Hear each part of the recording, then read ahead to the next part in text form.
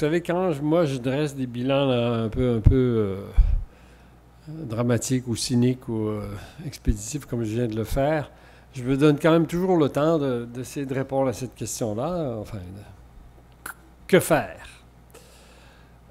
Ma réponse, elle n'a jamais changé, parce que je tiens ce discours-là depuis... en passant, j'ai enseigné 14 ans à Montréal aussi, en plus des 32 ans à Laval. Et c'est que, si vous vous rappelez un peu ce que j'ai dit, des informations, mensonges, etc., c'est l'éducation.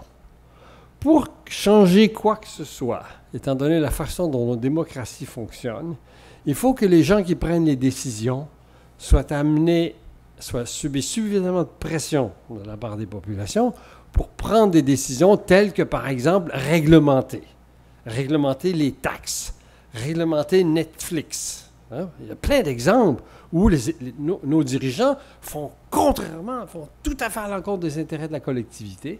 Tout le monde le comprend, mais on se dit, mais comment ça se fait? Ben, c'est parce que les décideurs publics n'ont pas été éduqués. Et qui est-ce qui éduque les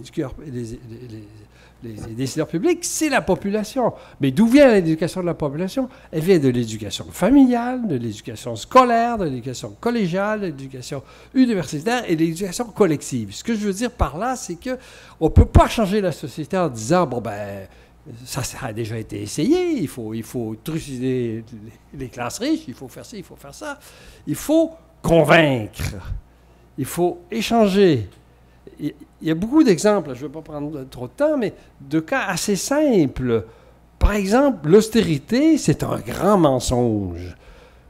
Un enfant d'école peut comprendre que c'est un mensonge si on lui explique sur quoi c'est fondé.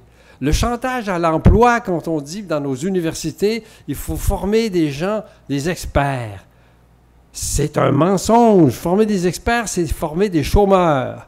Étant donné la façon dont notre société évolue, si on ne forme pas des gens à la connaissance, c'est pas la même chose qu'à l'expertise. Si on ne forme que des plombiers parce qu'on a besoin de 2 millions de plombiers dans les 5 prochaines années, il faut mettre ce que je veux, je prends cet exemple-là parce qu'il est neutre, puis c'est très technique. On joue le jeu du marché. Tout le monde comprend cela. Mais comment ça se fait que les recteurs d'université, par exemple celle-ci, peut-être pas le recteur actuel, mais le précédent, a fait la promotion de la formation des experts. Moi, je viens d'une université, je viens de 2 universités, celle-ci puis Montréal, où j'ai vu des recteurs dire il faut former des experts. On a besoin de former des gens pour Bombardier. On a besoin de former des gens pour tel métier, tout en sachant que les métiers pour lesquels on les forme vont exister pendant 1 an, 2 ans, 3 ans, 5 ans. Après ça, c'est les robots qui vont les remplacer. Il faut former des anti-robots, des cerveaux anti-robots.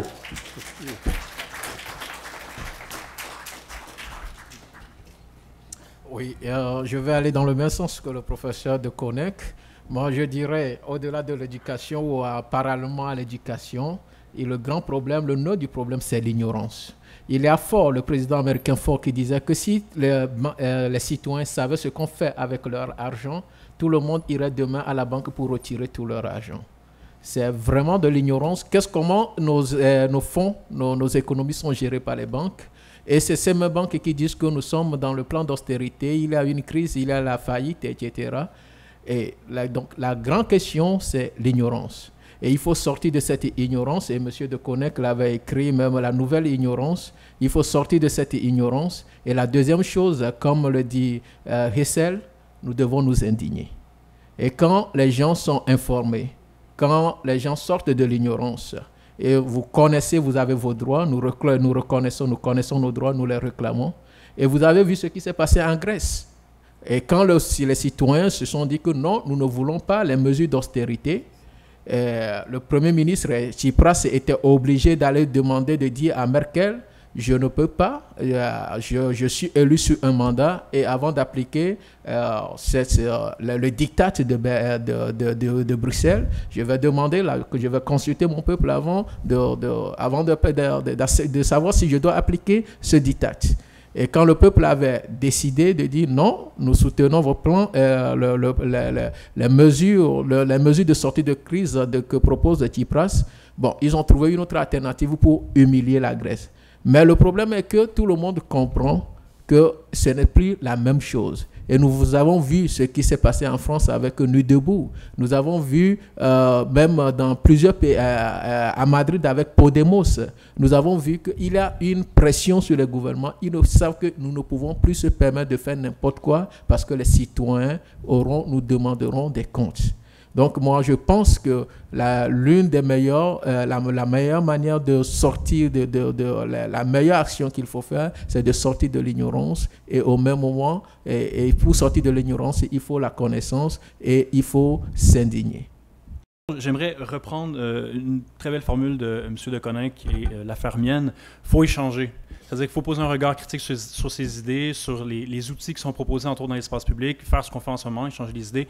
Et je pense, moi personnellement, en tant que philosophe politique, je pense qu'entre autres, mon rôle, c'est de poser un regard critique sur certains outils politiques, économiques qui sont proposés, qui sont au goût du jour. Et en ce moment, un des outils qui devient les plus extrêmement populaires pour plusieurs États aux quatre coins du globe, et même pour des régions entières comme l'Union européenne, c'est le marché du carbone. Et je crois que c'est un outil qui pose beaucoup de problèmes, entre autres parce qu'il reproduit des inégalités, il produit des désastres écologiques, et je pense que, encore une fois, il faut échanger, il faut s'indigner. Alors, tout à l'heure, quand j'ai parlé de l'austérité, mensonge, etc., ça va très loin, vous savez. Dans nos universités, on a longtemps enseigné des choses très fausses, notamment sur les Autochtones au Canada et aussi sur l'agriculture tropicale. Je me rappelle très bien, moi, quand j'étais étudiant à Bordeaux, il y a plus de 50 ans, quand j'ai fait mes études de premier cycle en géographie tropicale, on avait des profs qui nous disaient que la raison de la pauvreté des régions tropicales, et en particulier de ces pauvres Africains que nous n'avons pas assez colonisés assez longtemps, c'est que leurs sols sont pauvres. Les sols tropicaux étaient pauvres. Je suis arrivé prof ici quelques années plus tard, enfin, il y a plus combien, 7-8 ans plus tard. J'ai entendu le même discours à la faculté d'agriculture jusque dans les années 90. À la faculté d'agriculture de l'Université Laval, il y avait des profs qui enseignaient que les sols tropicaux étaient pauvres. C'est de la foutaise. Les sols tropicaux sont pauvres si on veut cultiver de l'érable à sucre.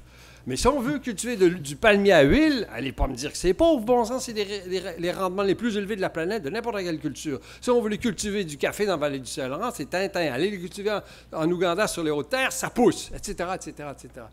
Même dans nos universités, il y a plein de faussetés qui sont enseignées. Vous savez, je ne veux pas verser dans la théorie des complots, mais il y a un problème, là. Justement, personne ne réagit. Je me rappelle, j'avais été m'engueuler avec les gens d'agriculture quand j'ai appris ce qu'ils enseignaient.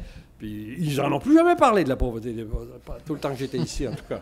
Deuxième chose, la transmission tout à l'heure, la sénatrice a dit quelque chose de très joli là, en réponse à une question qui était posée par un Inou, là. Celui qui avait la casquette, là. Le fait que pour qui est-ce qu'on se bat? Je vais donner un exemple très intime.